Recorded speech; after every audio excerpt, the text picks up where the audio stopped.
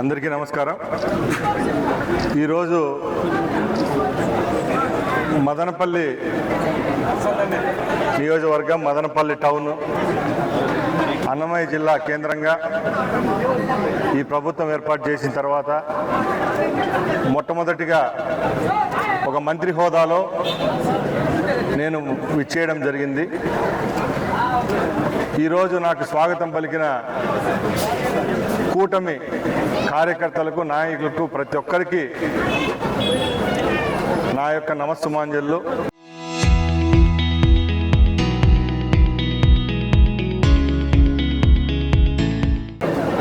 ముఖ్యంగా పుంగనూరు నియోజకవర్గ ఇన్ఛార్జ్ చెల్లాబాబు గారు, అలాగే జనసేన రాష్ట్ర నాయకులు రామదాస్ చౌదరి గారు, అలాగే తెలుగు యువత ప్రెసిడెంట్ మన చిన్నబాబు గారికి, అలాగే వేదిక పైన ఉన్న పెద్దలకు, ఈ కార్యక్రమాన్ని ఇక్కడికి విచ్చేసిన మల్లికార్జున నాయుడు గారికి, ముఖ్యంగా పేరు పేరున ప్రతి ఒక్కరికి నా యొక్క ధన్యవాదాలు.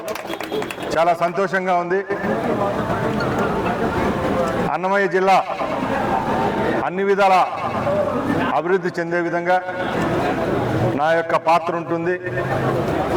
చంద్రబాబు నాయుడు గారు ఈరోజు 42 సంవత్సరాల్లోనే 4 జిల్లాలకు ఏకైక మంత్రిగా నన్ను నియమించడం. ముఖ్యంగా నేను ఒకటే చెప్తున్నా, ఏ పార్టీ అయితే ఏ గుర్తుపైన మనం గెలిచామో ఆ పార్టీ యొక్క కార్యకర్తల యొక్క మనోభిష్టం మేరకు పనిచేయడమే నా కర్తవ్యం. ముఖ్యంగా చాలా వెనుకబడిన ప్రాంతం మన అన్నమయ్య జిల్లా. ఈ జిల్లాలోని నియోజకవర్గాలు ఎంతో వెనుకబాట్లో ఉన్నాయి. అందరినీ కలుపుకొని పోయి, ముఖ్యంగా మా ముఖ్యమంత్రి చంద్రబాబు నాయుడు గారు, అలాగే మా యువ నాయకులు లోకేష్ బాబు గారి అభ్యర్థన ఒకటే, కేంద్రంలో బీజేపీ నరేంద్ర మోడీ గారి నాయకత్వంలో, రాష్ట్రంలో చంద్రబాబు నాయుడు గారు, పవన్ కళ్యాణ్ యొక్క నాయకత్వంలో రాష్ట్రంలో ఎప్పుడూ లేని విధంగా భారీ మెజార్టీతో, అత్యధిక సభ్యులతో ఈరోజు రాష్ట్ర వ్యాప్తంగా అధికారం చేపట్టడం జరిగింది. ఇప్పటికే 20 మాసాలు పూర్తి చేసుకున్నాం. ఎక్కడ చూసినా రాష్ట్ర వ్యాప్తంగా సంక్షేమ అభివృద్ధి ఫలాలు దక్కుతూ ఉన్నాయి. ఈరోజు సంక్షేమం అంటే భారతదేశంలోనే ఆంధ్రప్రదేశ్ ఒక అజెండాగా ఉంది. ఇంకా కొన్ని రాష్ట్రాల్లో 200 రూపాయలు పెన్షన్ ఇస్తూ ఉంటే, గౌరవ ముఖ్యమంత్రి చంద్రబాబు నాయుడు గారు మన రాష్ట్రంలో 4000 రూపాయలు పెన్షన్ ఇస్తూ ఉన్నారు. ఈరోజు మన బిడ్డలు చదివించుకునేదానికి తల్లిదండ్రులు ఆపసోపాలు పడతా ఉంటే, తల్లికి వందనం అనే కార్యక్రమాన్ని తీసుకొని వచ్చి రాష్ట్రంలో ఉన్న 64 లక్షల మంది పేద విద్యార్థులకు ఈరోజు మనం 14,000 రూపాయలు జమ చేయడం జరిగింది. అలాగే ఉచిత బస్సు ఇస్తున్నాం. భారతదేశంలో ఏ రాష్ట్రంలో లేని విధంగా ఇంత ఘన విజయానికి కారణమైన మహిళా మూర్తుల కోసం 3 సిలిండర్లు ఉచితంగా ఇచ్చిన ప్రభుత్వం ఏదైనా ఉందంటే అది ఈ కూటమి ప్రభుత్వమే. అలాగే ఈరోజు రాష్ట్ర వ్యాప్తంగా 5 కేటగిరీల బస్సుల్లో సుమారుగా 100 బస్సులు ఉంటే 84 బస్సులు ప్రయాణించే విధంగా ఫ్రీ బస్ సౌకర్యాన్ని, శ్రీశక్తిని ఇచ్చిన ఘనత చంద్రబాబు నాయుడు గారికే దక్కుతుంది. ఈ ప్రెస్ మీట్ పెట్టడానికి ఒక కారణం ఉంది. ఎందుకంటే నేను ముందు చెప్పిన విషయాలన్నీ మీ అందరికి గుర్తున్నాయి. ఇవన్నీ చేస్తూ ఉంటే ఏదైతే ప్రతిపక్షం అనేది ఉందో దానికి అసెంబ్లీలో పట్టుమని 11 సీట్లు లేవు. ప్రతిపక్ష హోదా కూడా కోల్పోయారు. అలాంటి వాళ్ళు ఈరోజు మన నాయకుడి గురించి, మన నాయకుడి వ్యక్తిత్వం గురించి మాట్లాడే పరిస్థితులు వచ్చిందంటే రాష్ట్ర వ్యాప్త ప్రజలు, మేధావులు మీరు అందరూ గ్రహించాల. ఎందుకంటే ఎక్కడైనా కూడా పార్టీ యొక్క అధ్యక్షుడు క్రమశిక్షణతో ఉంటే ఆయన కింద పనిచేసే ప్రతి ఒక్క కార్యకర్త కూడా క్రమశిక్షణలో ఉంటారు. ముఖ్యంగా మా పార్టీలో ఎక్కడా లేని విధంగా, ఏ ప్రాంతీయ పార్టీకి లేని విధంగా 1,20,00,000 సభ్యులు ఉన్న ఏకైక ప్రాంతీయ పార్టీ తెలుగుదేశం పార్టీ అని చెప్పుకునేదానికి మాకు గర్వంగా ఉంది. నేను ఒకటే ఛాలెంజ్ ఇస్తున్నా, మా 1,20,00,000 మంది కార్యకర్తలు వెంట్రుకతో సమానం ఈరోజు మీ పార్టీలో ఉండే వాళ్ళందరూ కలిసి. అలాంటి పరిస్థితిలో ఈరోజు ఉప్పు రాతికి పనికిరాని మీ కార్యకర్తలు మీ నాయకులు మా నాయకుల గురించి మాట్లాడుతున్నారు. నిన్న నుంచి మీరు అందరూ చూస్తున్నారు, మీడియాలో కానీ సోషల్ మీడియా పేపర్లలో అంతా చూస్తున్నాం. చంద్రబాబు నాయుడు గారి స్థాయి ఏంది, చంద్రబాబు నాయుడు గారి వ్యక్తిత్వం ఏంది, ఆయన క్యాలిబర్ ఏంది, ఆయన శక్తి ఏంది, ఆయన వయసు ఏంది. అలాంటి విజనరీ కలిగిన నాయకుని గురించి అంబటి రాంబాబు అని చెత్త వెధవ. అంబటి రాంబాబు అంటే ఎప్పుడో క్రీస్తు పూర్వం 85లో ఒకసారి ఎమ్మెల్యే పట్టుమని గెలిచాడు.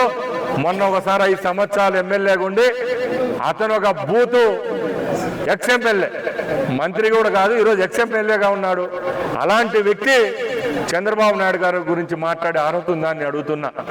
అలాగే ఎవరైతే జోగి రమేష్ అని దొంగ మందు విషయంలో దొంగ లిక్కర్ స్కామ్లు జైలుకు పోయి ఊచలు లెక్క పెట్టే వ్యక్తి మా యువ నాయకులు లోకేష్ బాబు గారి గురించి మాట్లాడే అర్హత ఉందా అని అడుగుతున్నా. ఎందుకంటే ఈరోజు మీ నాయకత్వంలో జగన్మోహన్ రెడ్డి గారిని మేము సూటిగా అడుగుతున్నాం. మీ పార్టీలో ఎవరైనా తప్పు చేస్తే మీరు వాళ్ళను మందలించింటే ఈ పరిస్థితి వచ్చేదని అడుగుతున్నాం. దొంగలు కలుసుకొని ఊర్లు పంచుకున్నట్టు ఆ వెధవ ముఖ్యమంత్రి గారి గురించి మాట్లాడితే అతని గురించి మళ్ళా పరామర్శించేదానికి జగన్మోహన్ రెడ్డి ఫోన్ చేసి ఆయన గురించి పరామర్శించడం ఎంతవరకు మంచిది అని అడుగుతున్నా. ఇలా చేసుకుంటూ పోతే రాష్ట్రంలో పెద్ద చిన్న అన్న పరిస్థితి ఎక్కడైనా ఉంటుందని మేము అడుగుతున్నాం. ఈరోజు గర్వంగా చెప్తున్నాం, ఒక పెద్ద మనిషి దగ్గర మేము పనిచేస్తున్నాం. క్రమశిక్షణ గల కార్యకర్తలు ఎక్కడ ఉన్నారంటే తెలుగుదేశం పార్టీలో ఉన్నారు. ఈరోజు మేము మంత్రి హోదాలో ఉన్న ఇన్ఛార్జీలు ఉన్నారు, ఎమ్మెల్యేలు ఉన్నారు. ఎక్కడ పార్టీ యొక్క క్రమశిక్షణ దాటే పరిస్థితులు లేం. మా ముఖ్యమంత్రి గారు ఎప్పుడూ ఒకటే చెప్తుంటారు, ఎక్కడైనా చట్టాన్ని చేతిలో తీసుకునే పరిస్థితి మనకొద్దు. ఆంధ్ర రాష్ట్రం అన్నపూర్ణ లాంటిది. అలాంటి రాష్ట్రంలో రైతుల కోసం నేనున్నానంటూ ఈరోజు చంద్రబాబు నాయుడు గారు అన్నదాత సుఖీభవ అనే కార్యక్రమాన్ని చేపట్టడం, కేంద్రం యొక్క సహాయ సహకారాలతో దిగ్విజయంగా మొదటిసారి ఈరోజు రైతులందరినీ ఆదుకోవడం జరుగుతూ వచ్చింది. కేవలం సంక్షేమమే కాదు, అభివృద్ధి విషయానికి వస్తే ఎక్కడా రాజీ పడలేదు. ముఖ్యంగా ఆ రోజుల్లో హాస్పిటళ్లకు పోతే మందులు దొరికేటివి కాదు, ఎక్కడ చూసినా కూడా యథేచ్ఛగా అక్రమాలు జరిగేటి. ఈరోజు రాష్ట్ర వ్యాప్తంగా వైద్య రంగానికి ఒక దిక్సూచిగా మారిన ప్రభుత్వం ఏదైనా ఉందంటే అది కూటమి ప్రభుత్వమని గర్వంగా చెప్తున్నాం. ఈరోజు రాష్ట్రంలో పెట్టుబడులు పెట్టాలంటే భారతదేశంలో ఏ రాష్ట్రం వైపు చూస్తున్నారని పెద్ద పెద్ద సంస్థలు చూస్తే అందరూ ఆంధ్ర రాష్ట్రం వైపై ఏదైతే క్యూ కడతా వస్తున్నారు. ఇది చంద్రబాబు నాయుడు గారి యొక్క ఇమేజ్, ఆయన యొక్క బ్రాండ్ వాల్యూని మనం గర్వంగా చెప్పుకుంటున్నాం. ఇన్స్టిట్యూట్స్ వస్తాయో ఆ రోజే మన పిల్లల యొక్క భవిష్యత్తు బాగుంటుందని చంద్రబాబు నాయుడు గారు ఈరోజు ఆ పని చేస్తున్నారు. ముఖ్యంగా మనం రాయలసీమలో ఉన్నాం. గత ప్రభుత్వంలో రాయలసీమ నుంచే ముఖ్యమంత్రి ఉండేవాడు. ఏ రోజు మన తాగునీరు సాగునీరు విషయంలో ఏ రోజు పట్టించుకొని పాపాన్ని పోలేదు. చంద్రబాబు నాయుడు గారు ముఖ్యమంత్రి అయిన 6 నెలలకే జల్ జీవన్ మిషన్ ఏదైతే కార్యక్రమం ఉందో ఆ జల్ జీవన్ మిషన్ లో 2100 కోట్ల రూపాయలు పెట్టి ఈరోజు తంబలపల్లి, రాయచోటి, మదనపల్లి, పీలేరుకు నీళ్లు తెచ్చే పథకాన్ని, ఇంటింటి కుళాయి పథకాన్ని శాంక్షన్ చేసిన ఘనత కూడా చంద్రబాబు నాయుడు గారికి, పవన్ కళ్యాణ్ గారికి దక్కుతుందని సగర్వంగా తెలియజేసుకుంటున్నాం. అలాగే గత 15 సంవత్సరాలుగా అందరి నీవా కాలువలు నీళ్లు లేక పోసిపోతే చంద్రబాబు నాయుడు గారు ముఖ్యమంత్రి అయిన తర్వాత కృష్ణా జలాలను తీసుకొని వచ్చి కుప్పంలో ఉన్న భూములు తడిపిన ఘనత చంద్రబాబు నాయుడు గారికి దక్కుతుందని తెలియజేసుకుంటున్నా. ప్రతి ఒక్క విషయంలో ఎక్కడ ఏ విధమైన ఉపేక్ష లేకుండా ఈరోజు రాష్ట్ర వ్యాప్తంగా అన్ని కార్యక్రమాలు చేపడతా వస్తున్నాం. ముఖ్యంగా అవన్నీ పక్కన పెడితే చిత్తశుద్ధితో పనిచేసే ప్రభుత్వం చేతిలో ఉంటుంది, నాయకుని చేతిలో ఉంటుంది. నా ప్రాంతంలో మా ప్రజలను అభివృద్ధి చేసుకోవాలని ఆకాంక్ష నాకుంది. 2-3 ఎగ్జాంపుల్ చెప్పంటే నేను చెప్తాను. విజయవాడ ఈరోజు రాష్ట్ర రాజధానిగా ఉంది. బ్రిటిష్ వాళ్ళ పరిపాలన నుంచి మచిలీపట్నం రాజధాని కృష్ణా జిల్లాకు. ఏదైతే పశ్చిమ గోదావరి జిల్లాలు ఉన్నాయో దానికి కూడా కాకినాడ, రాజమండ్రి కాదు. మన పక్కనే ఉన్న తిరుపతి ఉంది, చిత్తూరు కింద ఉండింది తిరుపతి. ఇప్పుడు 6 సంవత్సరాల ముందు 5 సంవత్సరాల ముందు తిరుపతిని చేసినారు. చంద్రబాబు నాయుడు గారు మాట ప్రకారం రాయచోటి నియోజకవర్గాన్ని అభివృద్ధి చేస్తామని చెప్పారు. దానిలో భాగంగానే మేము కట్టుబడి ఉన్నాం. ఎప్పుడైనా కూడా ఏదో మాట మాట్లాడినాం వెనక్కి తీసుకున్నామని మాట వద్దు. ఈరోజు కూడా ఒకటే చెప్తున్నాం, మా ప్రాంతం అభివృద్ధి కోసం పనిచేస్తాం. అలాగే ఏ పార్టీ అయితే మనకు బీఫామ్ ఇచ్చి ఏ గుర్తుపైన మనం గెలిచామో ఆ పార్టీ యొక్క రుణం తీసుకుంటే ఆ పార్టీ యొక్క నాయకుని యొక్క పెద్ద మనిషి యొక్క మాట నిలబెట్టే హక్కు కూడా మనకు ఉంటుంది. కాబట్టి మనం నాయకుడి మాట మీద కట్టుబడి ఉన్నాం, తప్పకుండా ముందుకెళ్తాం. అలాగే తెలుగుదేశం పార్టీ నాయకులు ఉన్నారు కొందరు, వాళ్ళకు కూడా నేను హితబోధ చేస్తున్నా. ఇక్కడ మన సొంత అజెండాలు వద్దు. ఈరోజు కూడా నేను చెప్పడం జరిగింది, ఈరోజు ఇంత వేలాది మంది ఇక్కడికి వచ్చినారంటే ఏదో నన్ను చూసి రాలేదు, తెలుగుదేశం పార్టీ జెండాను చూసి వచ్చినారు. వ్యక్తులు ముఖ్యం కాదు. ఇప్పుడు కూడా చెప్తున్నా, నేను మంత్రి అయినా కూడా అది ఒక పార్టీ వల్ల మంత్రి అయింటాను తప్పక మండిపల్లి అజెండాను ఇంకో ఆయన అజెండా వద్దు. Telugu Desam party agenda, Chandrababu Naidu agenda గొడుగు కింద పనిచేద్దాం. సొంత అజెండాలు ఎక్కడొద్దు, ఎక్కడ క్రమశిక్షణ తప్పే పరిస్థితి వద్దు. మనం అందరం చంద్రబాబు నాయుడు గారి నాయకత్వంలో పనిచేస్తున్నాం, కూటమి ప్రభుత్వంలో ఉంటున్నాం, అంతే. గత వైసీపీ ప్రభుత్వంలో కేసు అక్రమంగా కమల్పల్లి కాన్స్టిట్యూషన్ ఇంతవరకు ఇన్ఛార్జ్ లేరు. లోకల్ బాడీ ఎలక్షన్ దగ్గరికి వస్తున్నాయి. పరిస్థితి ఏమైనా ఇన్ఛార్జ్ పెడతారని మొట్టమొదటిగా నేను ఇప్పుడే చెప్పడం జరిగింది, తెలుగుదేశం పార్టీ చాలా క్రమశిక్షణ గల పార్టీ. 175 నియోజకవర్గాలుంటే ఈరోజు సుమారుగా మేము మా కూటమి ప్రభుత్వంలో కలిపి 11 మినహాయించి అన్ని సీట్లలో మేమే ఉన్నాం. ముఖ్యంగా ఏ స్థానాలు అయితే ఇన్ఛార్జీలుగా నియమించలేదో దాని మీద స్క్రీనింగ్ కమిటీ పనిచేస్తూ ఉంది. తెలుగుదేశం పార్టీలో ఒక క్రమశిక్షణ, ఒక పద్ధతి అనేది ఉంటుంది. తప్పకుండా తమ్మలపల్లి నియోజకవర్గానికి అతి త్వరలోనే అక్కడ ఇన్ఛార్జిని కూడా పెట్టడం జరుగుతుంది. అలాగే స్థానిక జిల్లా వాడిని కాబట్టి నేను మంత్రిగా ఒకటే చెప్తున్నా, గత 20 నెలలుగా నా మంత్రి హోదాలో నా దగ్గరకు వచ్చే ప్రతి ఒక్క కార్యక్రమం తంబాలపల్లి వాళ్ళకి నేను పనిచేస్తున్నా. ఇక్కడ కూడా చాలా మంది ఉన్నారు. మేము ఒకటే చెప్తున్నాం, ఈరోజు చంద్రబాబు నాయుడు గారి ఉద్దేశం ఒకటే, కేవలం మంత్రులు ఉండే నియోజకవర్గాలు, ఎమ్మెల్యేలు ఉండే నియోజకవర్గాలే కాదు, ఏ స్థానాలు పోటీ పడి స్వల్ప మెజార్టీతో ఓడిపోయిన స్థానాలను కూడా బలోపేతం చేసి రేపు వచ్చే ఎన్నికల్లో పూర్తి మెజార్టీతో గెలవాలి. అలాగే స్థానిక సంస్థల్లో మళ్ళా మనం పట్టు సాధించాలనే లక్ష్యంతో పనిచేస్తాం. అతి త్వరలోనే శుభవార్త వింటారు.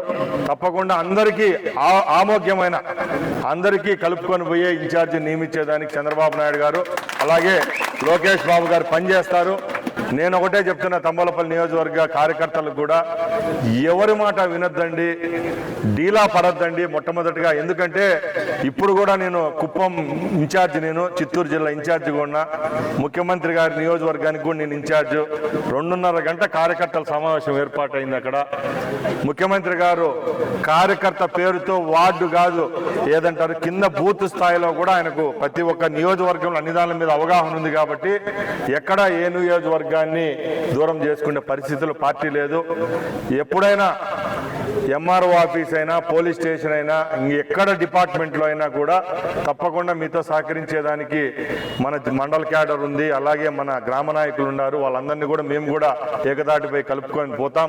అలాగే ఈరోజు అన్నమయ్య జిల్లా కేంద్రంగా మీకు దగ్గరలో ఉండే మదనపల్లిని కూడా చేయడం మీ అందరికి కూడా మంచిదే. కాబట్టి తప్పకుండా మేము కూడా మంత్రులుగా ఉండే వాళ్ళం కూడా మా బాధ్యతగా తీసుకొని, నేను కానీ ఇన్ఛార్జ్ మినిస్టర్ జనార్దన్ రెడ్డి గారు కూడా ఒకే మాట చెప్పన్నారు, వారానికి ఒకసారైనా కూడా మదనపల్లి హెడ్ క్వార్టర్లో ఉండి జాయింట్ కలెక్టరు ఆర్డీఓ స్థాయిలో ఏ పనులున్నా కూడా చేయించేదానికి మేము సిద్ధంగా ఉన్నామని మీ అందరి ముందు తెలియజేసుకుంటున్నా. అలాగే కూడా తెలుగుదేశం పార్టీ నాయకులు, మంత్రులమైనా కూడా మీకంటే తక్కువే. ఎందుకంటే ఇప్పుడే చెప్పా, భారతదేశంలో ఏ ప్రాంతీయ పార్టీకి లేని బలం, కార్యకర్తల బలం మన పార్టీకే ఉంది. 6 నెలల ముందే మన సభ్యత్వ నమోదు కూడా పూర్తి చేసుకోవడం జరిగింది. 1,20,00,000 సభ్యత్వాలంటే చిన్న విషయం కాదు. మనకు ఓట్లు ఉండేదో 4 కోట్ల ఓట్లు అయితే 1,25,000 సభ్యత్వాలు చేసినారు మీరంతా.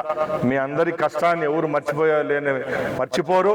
తప్పకుండా నాయకత్వం అంతా మీ మీదే చూపు ఉంటుంది. తప్పకుండా మీకోసం పనిచేస్తాం.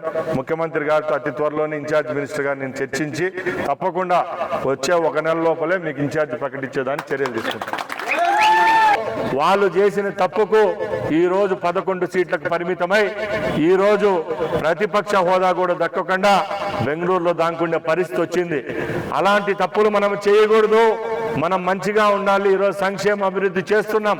ప్రపంచమంతా ఆంధ్ర రాష్ట్ర వైపు చూస్తూ ఉంది. ఈరోజు ఇక్కడ రచ్చలు జరిగితే, ఇక్కడ ఎన్విరాన్మెంట్ మారితే పెట్టుబడులు రావు.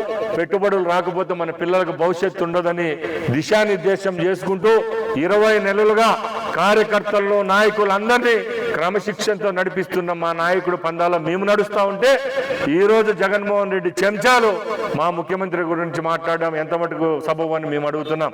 ఇప్పటికే చెప్తున్నాం, జగన్మోహన్ రెడ్డికి సవాల్ విసురుతున్నాం. ఏమన్నా ఉంటే ప్రజల్లోకి రాండి, ప్రజాపక్షాన పనిచేయండి. రేపు ఏదైతే 2 సంవత్సరాలు అవుతా ఉంది, అసెంబ్లీ సమావేశాలు ఉన్నాయి, బడ్జెట్ సమావేశాలకు రండి. అసెంబ్లీ సాక్షిగా ప్రశ్నించే హక్కు మీకుంది. మీ ఎంపీలు పార్లమెంట్లో ఉన్నారు, ఎమ్మెల్సీలు ఉన్నారు, 11 మంది ఎమ్మెల్యేలు ఉన్నారు. ఎక్కడ మీరు అసెంబ్లీలకు రారు, పార్లమెంట్లో మాట్లాడరు. ఎక్కడ ఏ విధమైన ప్రజాపక్షాన్ని పనిచేసిన పరిస్థితి లేదు. ఎంతసేపు మీరు మెడికల్ కాలేజీల గురించి రాష్ట్ర వ్యాప్తంగా పీపీపీ పద్ధతిలో అన్ని కాలేజీలను డెవలప్ చేద్దామని ఒక నమూనా తీసుకొని వచ్చిన ఘనత చంద్రబాబు నాయుడు గారికి వస్తే దాన్ని 1,00,00,000 సంతకాలని చెప్పి దొంగ సంతకాలు పెట్టుకొని పోయి రాష్ట్రపతికి ఇచ్చే పరిస్థితుల్లో నువ్వు ఉన్నావు. నువ్వు రాష్ట్రపతిని కలిసే పరిస్థితుల్లో కూడా లేవు. నువ్వు గవర్నర్ను కలిసే పరిస్థితుల్లో కూడా లేవు. నువ్వు మన జనవరి 26వ తారీఖున ఏదైతే మన గణతంత్ర దినోత్సవం ఉందో ఆ గణతంత్ర దినోత్సవానికి జెండా ఎగరేసేదానికి కూడా ఆంధ్ర రాష్ట్రానికి రాని పరిస్థితుల్లో నువ్వు ఉన్నావు. దావోస్ నుంచి వచ్చిన 2 గంటల్లోనే ప్రజాపక్షాన పనిచేసేదానికి డైరెక్ట్గా సెక్రటేరియట్కి పోయి పనిచేసే శక్తి, సామర్థ్యం 74 సంవత్సరాల వయసులో కూడా చంద్రబాబు నాయుడు గారికి ఉందంటే అది ఆయన స్టామినా, అది ఆయన క్యాలిబర్ అని చెప్తున్నాం. మరొక్కసారి చెప్తున్నాం, ఇలాగే ఎవరైతే చంద్రబాబు నాయుడు గారి గురించి మాట్లాడే పరిస్థితి రేపు లేవనెత్తితే తప్పకుండా కూటమి ప్రభుత్వంలోని అందరం ఏకమైతాం. తప్పకుండా ఎలక్షన్ల వరకే కాదు, రేపు ఏదైతే స్థానిక సంస్థల ఎన్నికలు ఉన్నాయి, మీరేమైనా రుజువు చేసుకోవాలనుకుంటే స్థానిక సంస్థల ఎలక్షన్లో మాతో పోరాడండి, పోటీతత్వం పెంచుకోండి. తప్పక ఎక్కడ ఇలాంటి అవాకులు చవాకులు పెడితే తప్పకుండా ఈ రాష్ట్రంలో తిరుగుబాటు అనేది వస్తుంది. తిరుగుబాటు వస్తే ఎక్కడ వైఎస్ఆర్సీపీ కార్యకర్త రోడ్డు పైన తిరగలేని పరిస్థితి తెచ్చుకోవద్దని తెలియజేసుకుంటూ ఈ అవకాశం ఇచ్చిన మీ అందరికీ ప్రతి ఒక్కసారి ధన్యవాదాలు తెలియజేసుకుంటూ సెలవు తీసుకుంటున్నా. జై హింద్. చరిత్ర సృష్టించినోడు ఇప్పుడు ఆ చరిత్రని తిరగరాయబోతున్నాడు.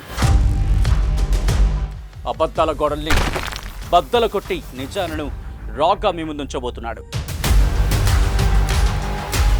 నిజమైన వార్తల కోసం వెంటనే డౌన్లోడ్ చేసుకోండి రా యాప్ని.